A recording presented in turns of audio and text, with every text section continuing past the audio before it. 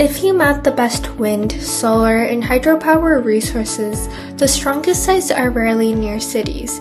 They sit on plateaus, deserts, coastal wind belts, and mountain valleys. That's why storage is moving into harsh environments at scale, so surplus power can be shifted to when demand actually happens. Our story started in Tibet. The sun and wind are world-class, yet some communities still face unstable electricity. When we look closer, the bottleneck wasn't generation. It was storage reliability in extreme conditions.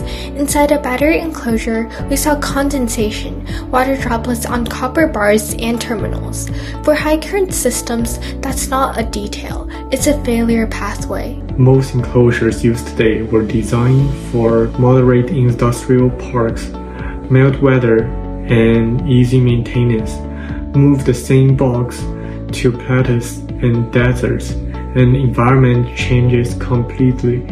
Large day-night swings, rapid humidity shift, wind-driven cooling, and strong radiation. Batteries keep cycling, but the microenvironment becomes unstable. Condensation repeats, alarm increase, aging accelerates. In some projects, engineers drive hours just to open a door and wipe the droplets off the bus bars. The Aegis is designed for exactly this gap. We don't change the battery chemistry, we make the enclosure environment stable. So here's a key contrast. The traditional systems mainly cared about temperature, and they often react after the environment dipped. And Aegis is a draw point aware. We care about whether critical surfaces are about to cross into condensations, because that is where corrosion, insulation loss, and faults begin.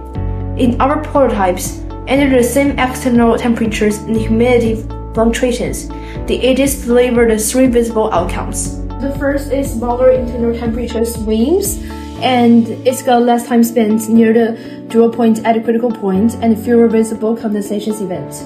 So the microenvironment stops behaving like the random variables and becomes something that can be managed. And what makes this possible is our control approach under the disturbance.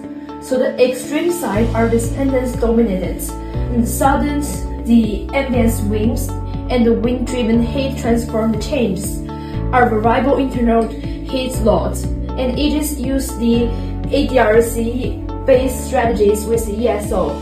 They estimate the total disturbance in the real times and compensating the proactivities.